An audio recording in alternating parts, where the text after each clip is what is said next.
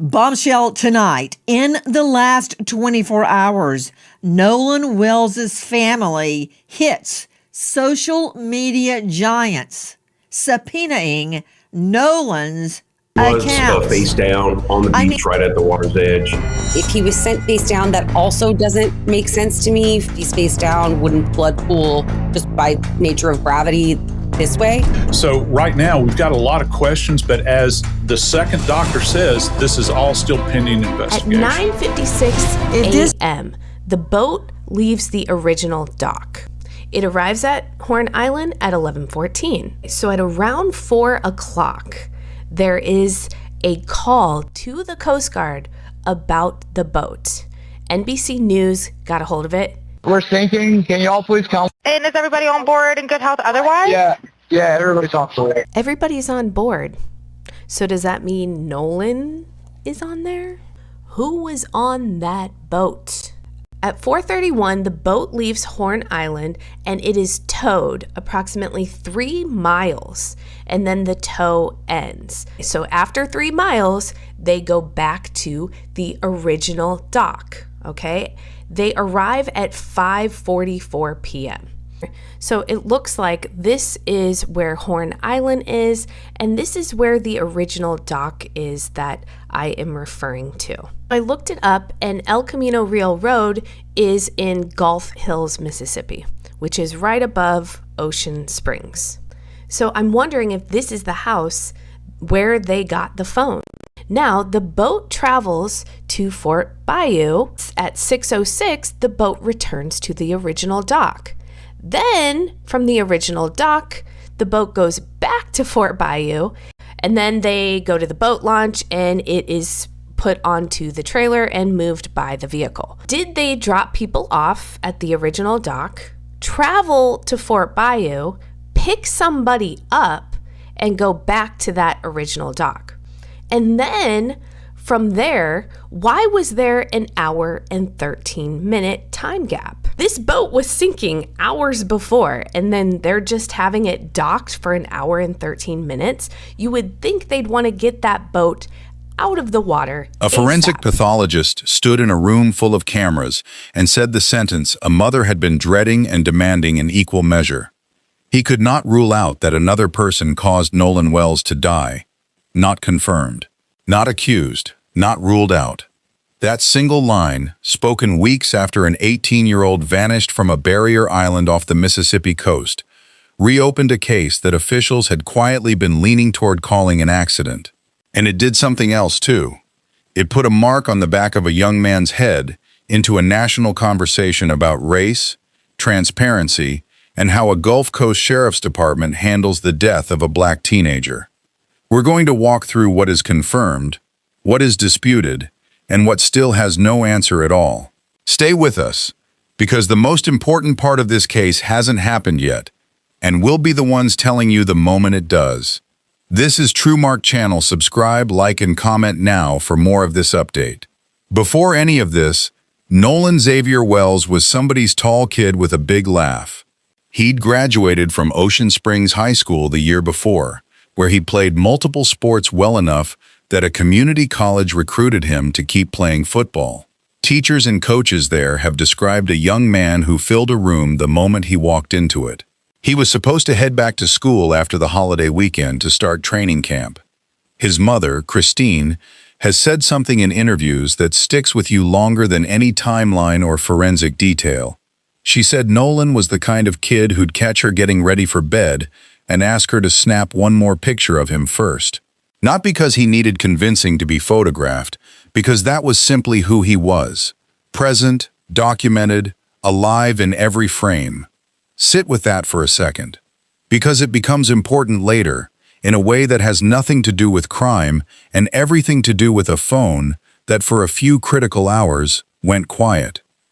The trip itself started ordinary.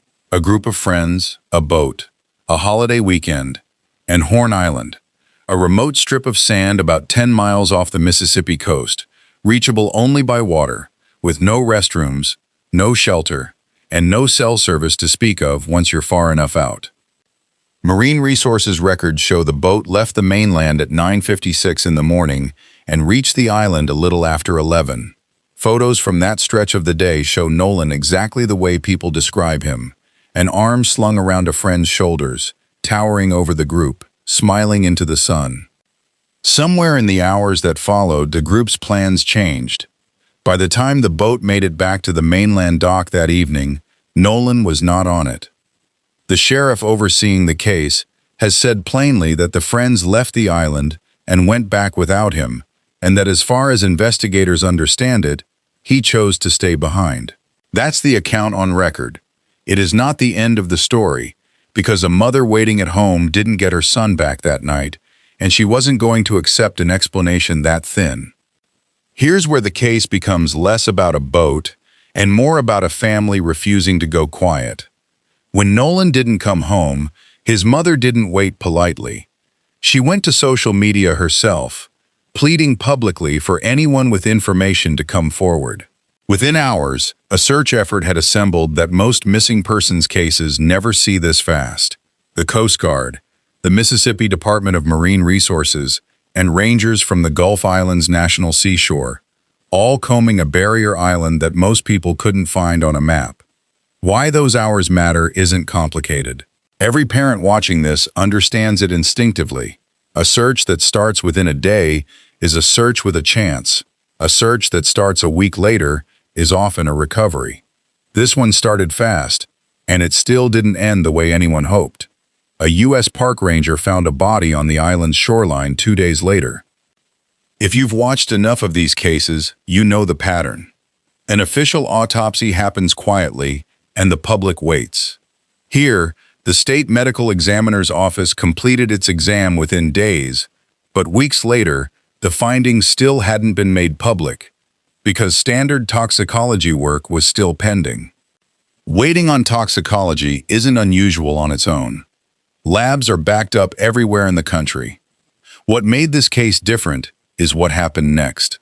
Frustrated by the silence, the Wells family, represented by civil rights attorney Ben Crump, paid privately for a second, independent autopsy.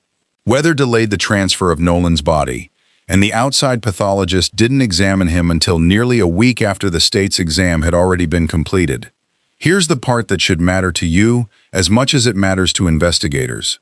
By the time the independent pathologist got access, some of Nolan's remains had already been retained by the state, a standard practice in forensic pathology, but one that meant the second doctor could not personally examine the lungs, the airway, or the stomach contents.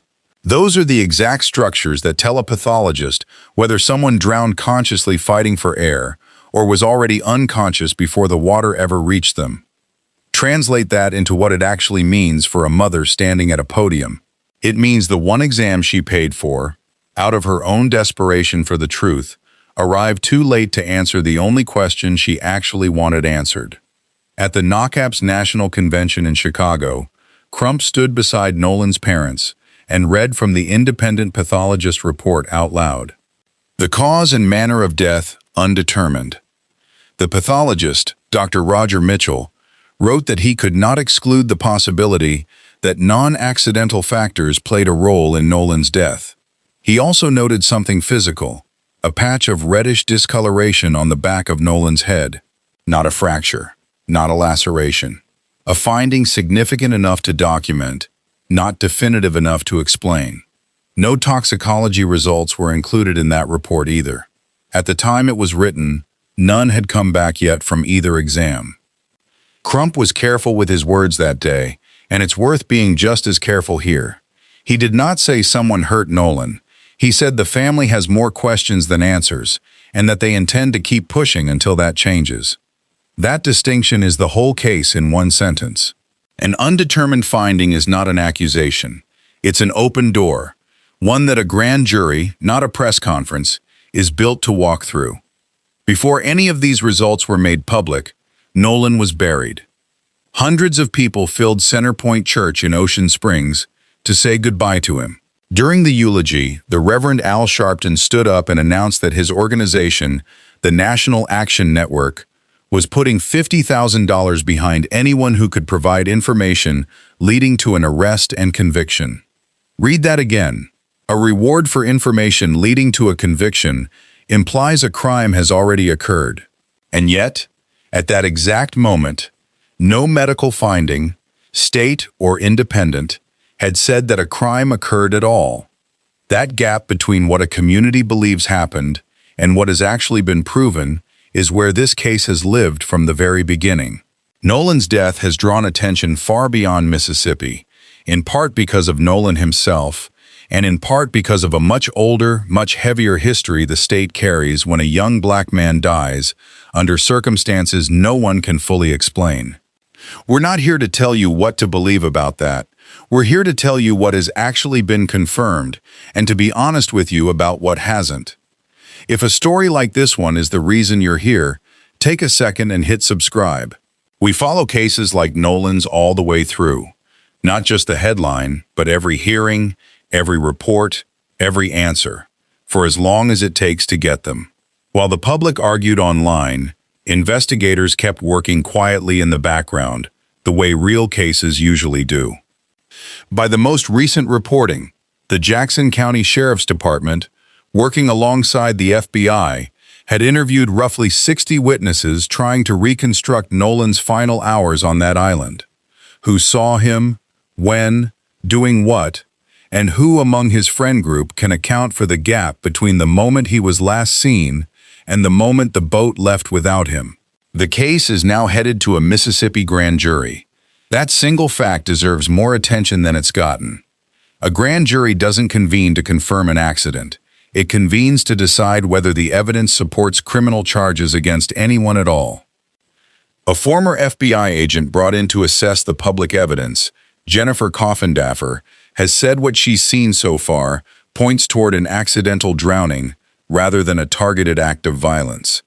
That's her professional read of what's public. It is an opinion, offered by someone experienced in exactly this kind of assessment, not a verdict, and not the finding of the grand jury that hasn't convened yet. Here's why that distinction matters to you and to Nolan's family alike. Investigators do not send 60 witness interviews to a grand jury over a case they consider closed. Whatever conclusion this ends in, it is not going to be casual, and it is not going to be quick. Go back to what we told you about Nolan at the start, the boy who'd ask his mother for one more picture before bed. That detail is the reason his family became convinced something didn't add up. When his phone was eventually returned to them, hours of that day were simply missing. No photos, no stories, no snaps. For a young man his mother describes as constantly documenting his own life, silence on a phone that active didn't read as normal, it read as absence. Digital forensics doesn't work the way people assume from television. Deleting something from a phone rarely erases it completely. It usually just hides it, sometimes for seconds, sometimes for months, leaving behind fragments, timestamps, and logs even when the actual photo or message is gone.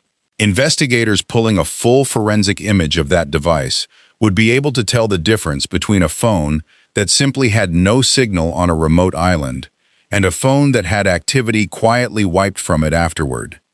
We don't know yet which of those two explanations is true. Neither does the public. But it's exactly the kind of detail a grand jury would want laid out in full. The state's official autopsy has still not been released to the public. Toxicology results, from both the state and independent exams, were not available when the last major update came out. No one has publicly confirmed how Nolan entered the water, whether he was conscious when he did, or what, if anything, happened to him in the time between his friends leaving the island and his body being found 2 days later. What is confirmed is this: a boat left an island without an 18-year-old on it. A search was launched within a day. A body was recovered by a park ranger.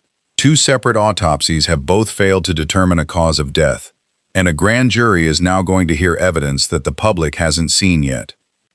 That's not a resolution. That's an active investigation, moving toward the one venue that can actually resolve it. There's a version of this story that ends today, wrapped up with a neat conclusion, because a conclusion is more satisfying to publish than uncertainty.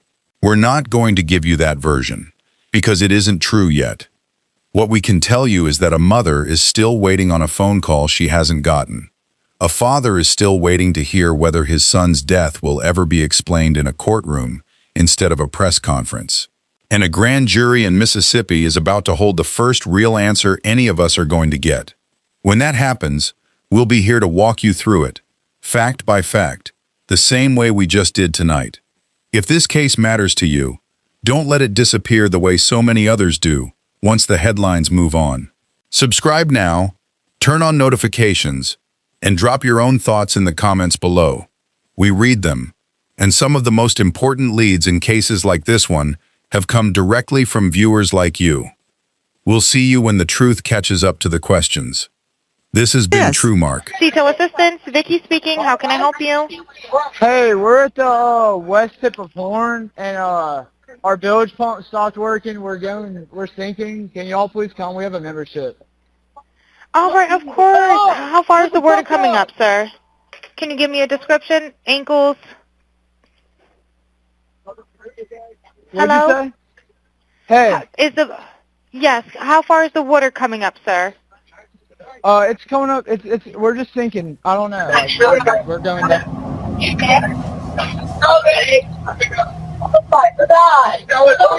Detail assistance, Vicky speaking. How can I help you? Hey, we're at the west tip of Horn, and our bilge pump stopped working. We're sinking. Can y'all please come? We have a membership. All right, of course. How far is the water coming up, sir? Can you give me a description? Ankles? Hello? What'd you say? Hey. Yes, how far is the water coming up, sir? It's coming up. We're just sinking. I don't know. Like, we're going down now. All right, well, let's get you going. Membership number or phone number listed on the account, sir. I don't know the phone number. It's either. I think it's.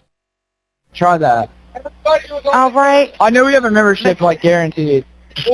I don't have the tag unless on you here. have a It got ripped membership off. number or anything, it's okay. I'll get you over to the captain. What's the best phone number to reach you at? Reach me at 2.